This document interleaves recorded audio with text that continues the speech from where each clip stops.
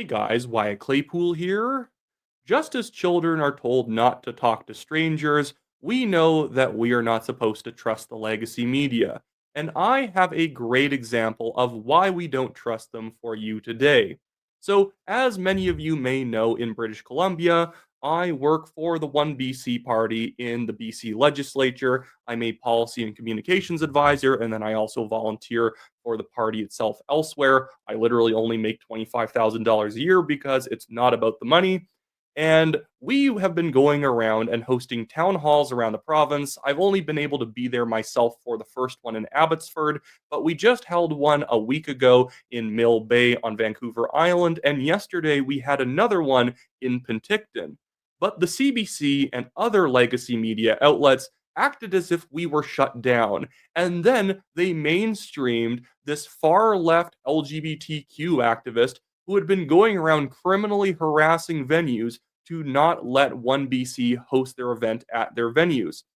We are not a radical party. If you think cutting taxes and trying to defund the reconciliation industry, get rid of SOGI, get rid of safe supply drugs is radical, then I suppose we're radical. We are very much just a right of center to right party. Anytime I see people saying far right, I'm thinking, what does that even mean at this point, other than we're not the NDP? But I want to show you the thing that we recorded the CBC asking Dallas Brody, the 1BC leader, yesterday, and then what was actually reported by the CBC. This is why, if you are ever in politics, always have someone on your campaign, if you're the candidate, or if you're not the candidate, do it yourself.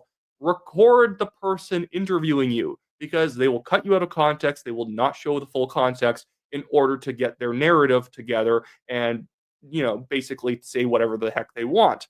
So here is a video clip that the 1BC team had posted where they ask about if we are going to be able to go forward with the event, and Dallas Brody confirms it, and then another question is asked after that.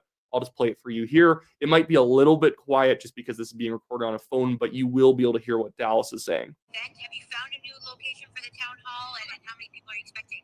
Yes, we have found a new location. We're expecting approximately 90 people. And the numbers keep growing every time we get canceled. So maybe it's a good thing. The more they try and silence us, the more people want to hear what we have to say. It always works that way, right?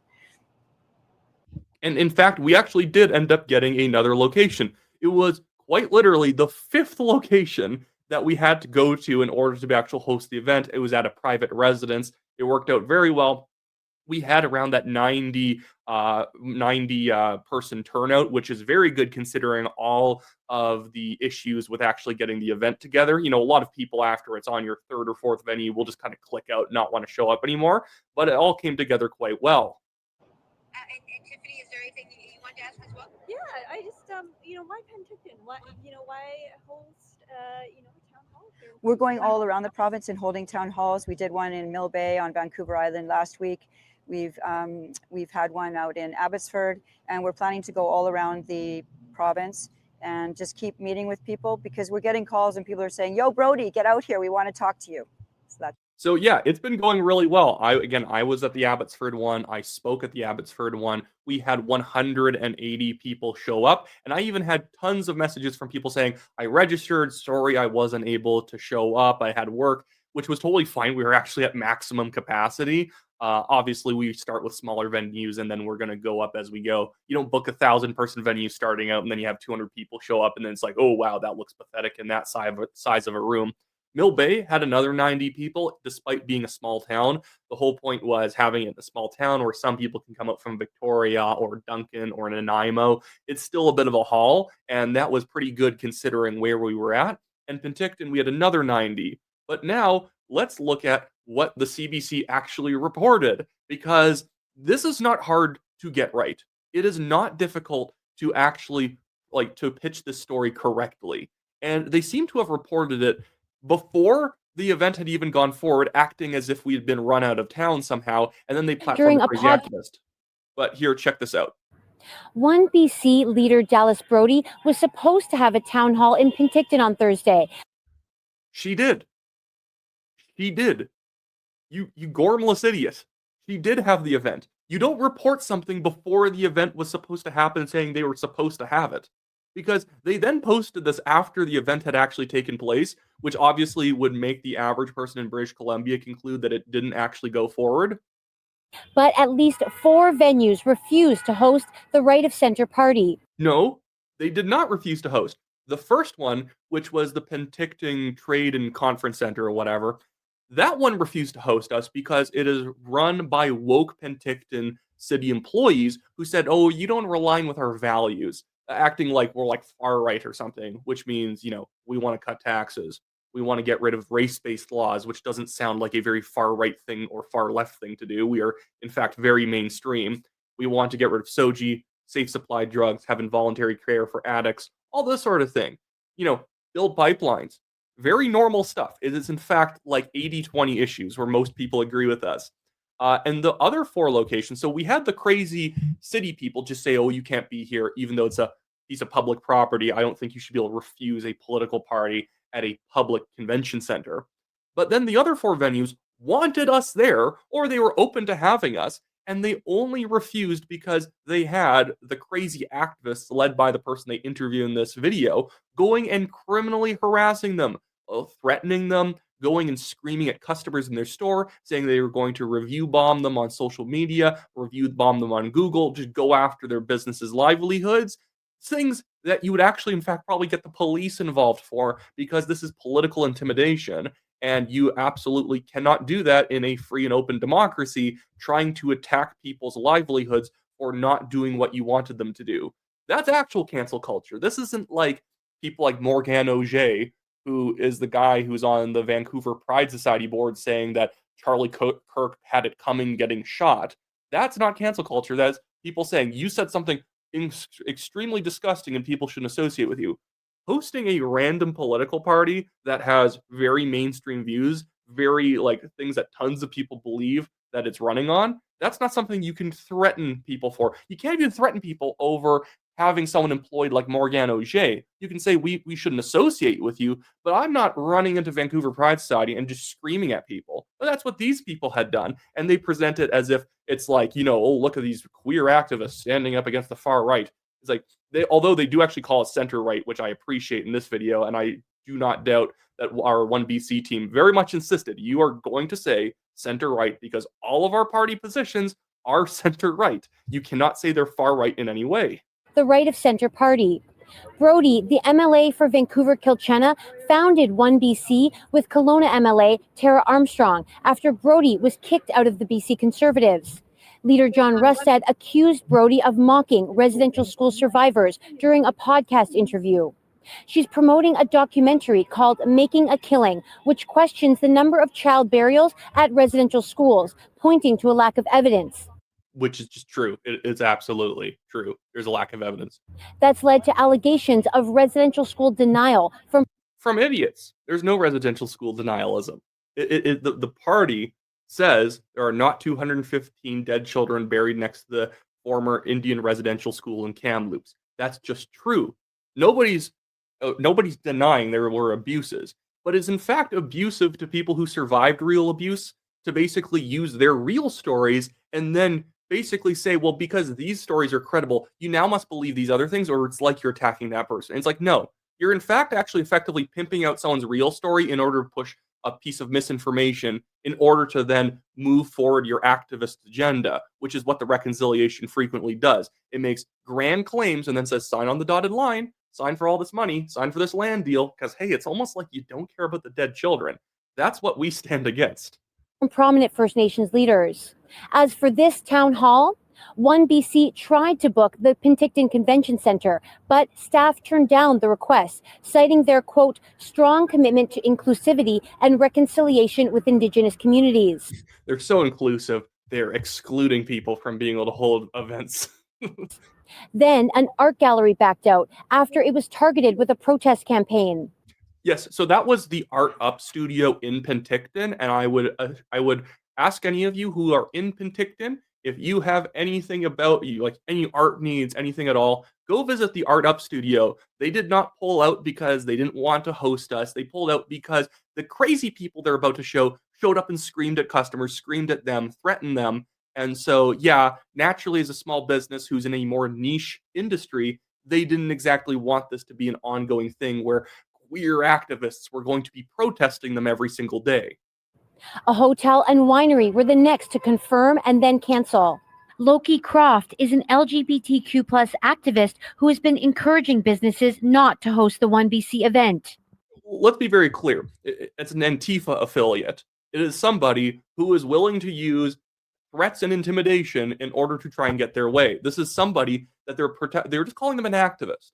No, this person is a bully. They are a far left bully, and nobody in Penticton should take them seriously. If anything, if they try and intimidate you, call the cops, give them all the information, and make sure this person is not allowed to continue acting in this way. They also go by Loki Boki on Facebook, and I think I might still have it saved here. They were claiming that right here, because we posted their messages with the Art Up studio, basically showing that they were trying to criminally harass them into not having us join, basically saying, like, you better not have them there, they're intolerant, and then they came in and started screaming at them.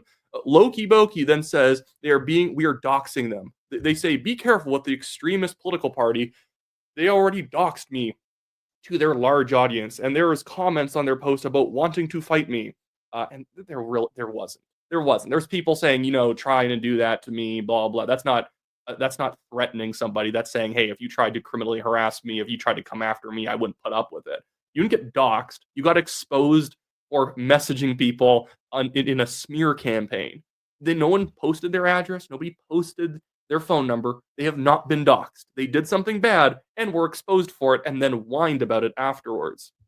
So when I'm hearing that a legitimate political party is also spreading that same sort of hate for minority communities, it's not... What hatred?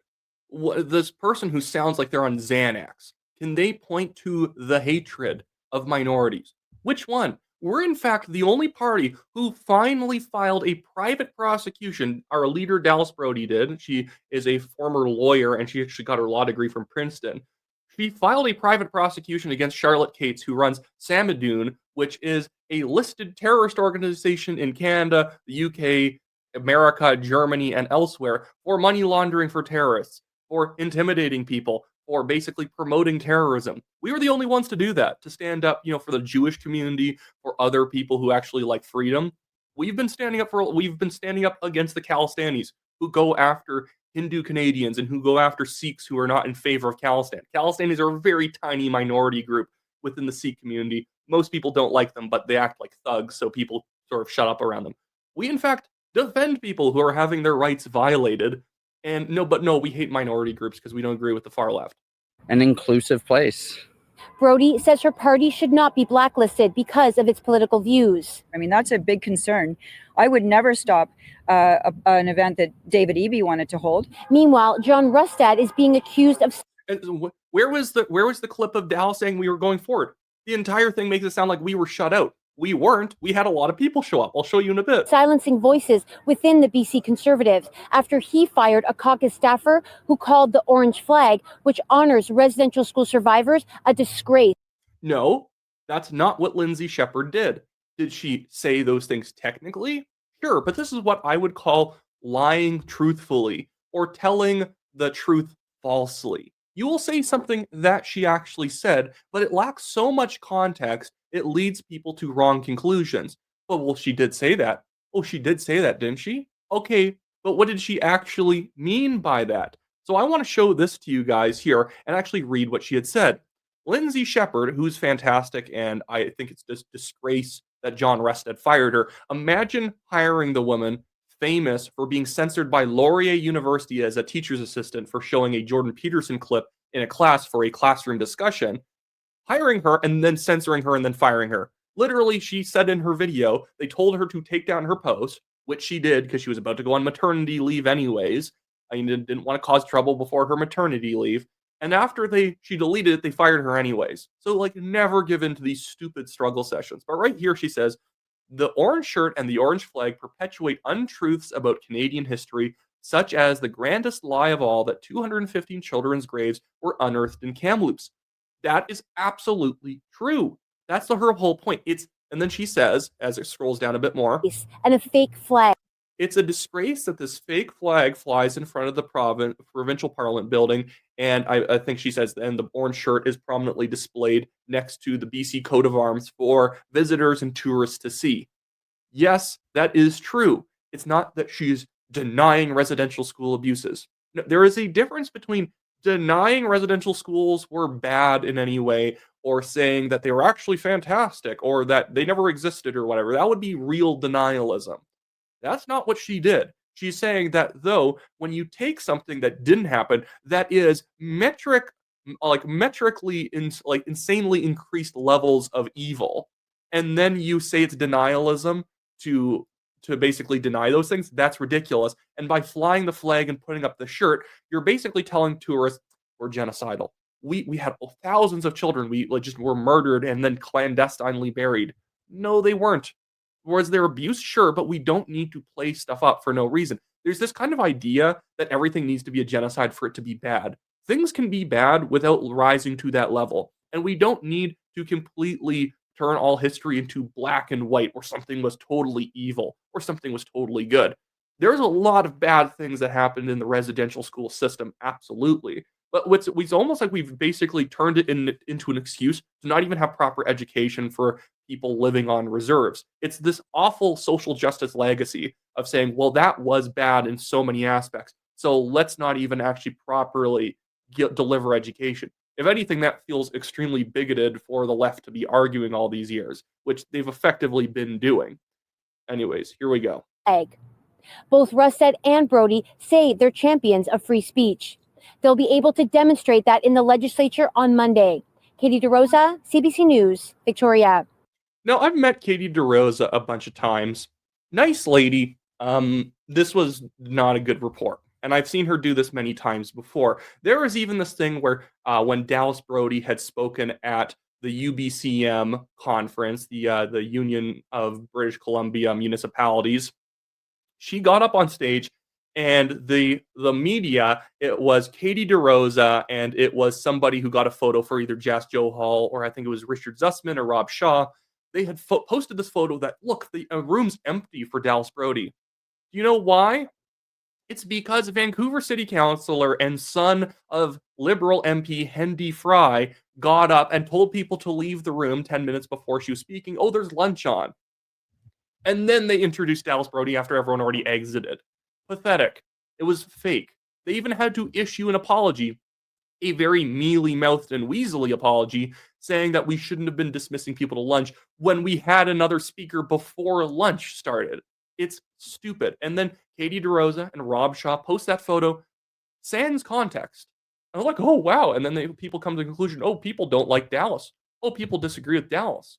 Yeah, that room is full of a bunch of elitist liberal municipal officials. But let's be clear, people didn't walk out in disgust. People were told to leave, implying it was the end of the program for lunch, and then they had her speak.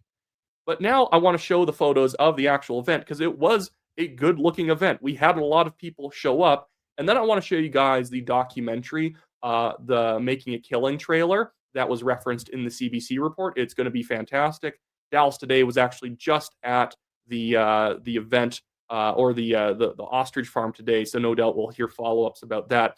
Oh, actually, before I show the event, so this also happened at our event.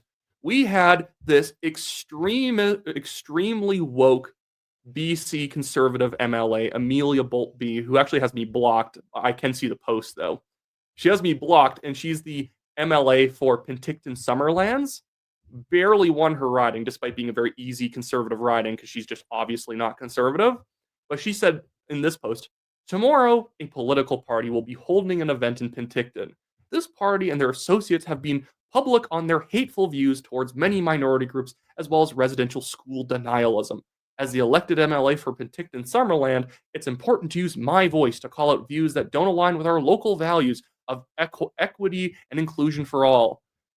In particular, I stand with our Indigenous friends and neighbors who have been deeply harmed by this rhetoric. I've always denounced any form of homophobia, racism, or transphobia. When a group espousing these ideas came to the legislature last spring, I spoke out against it. Now, you might not know this. What she's talking about right there, by a group coming to the legislature, she was talking about a Reformed Christian Public Policy Consulting Group, ARPA. They are basically a policy group where I think it's the Association of Reformed Political Action, Reformed Protestants who showed up to give them their view on things like abortion, things like SOGI, stuff like that, did a policy session with MLAs who wanted to show up and talk to them. And Amelia Boltby skewered the MLA in her own caucus who invited them, Heather Maas, who, by the way, is a fantastic MLA. She is conservative through and through, and she's actually popular in her riding, unlike Amelia Boltby is in her riding, or the other Chilliwack riding. Heather Maas is one of the Chilliwack MLAs. The other Chilliwack MLA, Alia Warbus, who changed her name from Teresa to Alia because she wants to decolonize people's tongues by teaching them how to say the name from a past life of hers. I'm not even kidding. That's actually what she said. These people are not popular. They are popular in cocktail circles where they say very woke things because they want to be respectable. They're not conservatives. And the fact the Conservative Party greenlighted these people as candidates is absolutely insane. Boltby was a counselor in Penticton. She was known for being unhinged, for having a very short temper and being just absolutely horrible to deal with. One of her council friends also got charged for something, and it took her until the second time the guy was charged before she realized the guy was bad news, but I'm not going to go into that too far. So that was very funny coming from her. Also, Boltby just the other day had to delete a post where she was she was basically going after the state of Israel and comparing them fighting Hamas to the Holocaust, which always strikes me as slightly anti-Semitic, frankly. Whenever any time the Israelis or a Jewish person does it, you're like, oh my goodness, this is like the Holocaust. Fighting terrorists is not like the Holocaust, Amelia, but you can't really help. You can't help her. She has the brain power of a hamster. But we even had people like Jas Johal saying, hearing the OneBC political party led by Dallas Brody is having a difficult time securing a venue for the event tonight. And there was no follow-up when we posted photos on how many people we actually had show up to this private residence for the event. It went very, very well. Tons of people. I had people who went there messaging me after saying, they don't agree with everything, obviously. No one's always going to agree. But they said, this is way better than the BC Conservatives. They actually talked about stuff. They actually sounded conservative, and they bought memberships. But anyways, so, oh my goodness. Now I'm going to show you guys the trailer for the new documentary. And this is a legislative documentary. And so it's not meant to promote the party or anything like that. So even in this video, guys, just to be safe, I'm not going to have any links for the party. That's not really the point today. I know it's my show and I can do whatever I want, but trying to be honest about legislative rules and about mixing party stuff and caucus stuff. But this is our caucus documentary that's coming out called Making a Killing, and it's exposing the reconciliation industry surrounding the 215 grave claim, because this is fundamental to how much money has been flowing from taxpayers around Canada and specifically in British Columbia to corrupt Indigenous band councils. And it's screwing over average Indigenous people all at the same time, which one of our great guests in this documentary exposes, Rob Louie, who in fact is a Indigenous lawyer who has to go after band councils from withholding money and services from their own people. We begin tonight with the horrific discovery at the former Kamloops Indian Residential School in British Columbia. They would shave our heads and beat the hell out of you. These are crime scenes. The residential schools was a genocide of our people. 215 children were found in unmarked graves. Because of your white privilege, you can't take our truth. The federal government is ready to dispense $10 million. $8 million, $27 million to find unidentified burial sites. We will follow the evidence. We will follow the science. We are here for truth telling. Neo-tribal elites are pretending that it's been found that there's 215 children. There's a difference between murders and children dying in the building. There's no list of names of missing children at any of these schools. That's been my battle for 4 years. There wasn't murder. There wasn't genocide. Why do you think they are holding to this mass grave story? There have been all kinds of political gains as a result of this story. This week, the Senate passed Bill C-15, aimed at aligning Canadian law with the United Nations Declaration on the Rights of Indigenous People. That law was a surrender of the province. They have a right to the land. They own it. All of it. So is that what we're saying? Could someone be benefiting from land being handed away willy-nilly? They're worried about property rights and how it could possibly affect them with the DRPA legislation. You're not getting the truth. It feels like there is an incredible desire to keep this down. The reaction from those with various kinds of interests will be fierce. This member's incoherent and consistently racist posturing in this House against Indigenous and First Nations. Denialism is hate. Is there an end? Are we ever done reconciling?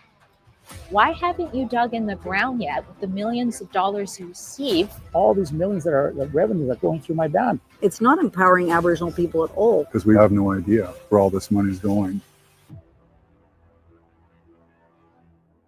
The journey of reconciliation is a long one, but it is a journey we are on.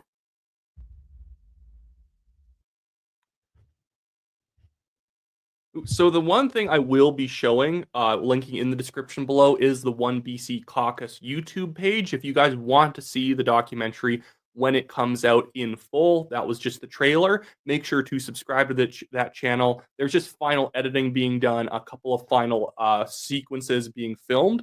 So if you're interested in watching that, it's a lot like Vancouver is dying and Canada is dying. Very well made. So make sure you go and follow that YouTube account if you guys want to see the whole thing when it does come out. But that should be it for me today, guys. Hopefully you like the show. Make sure to like the video, subscribe to the channel if you're not yet a subscriber, including the BC Caucus channel, and then also leave a comment on what you think about all this. Always appreciate it. Helps us on the algorithm, and I do like scrolling through and see what people are saying. But anyways, with that being said, thank you all for watching, and I'll see you guys all later.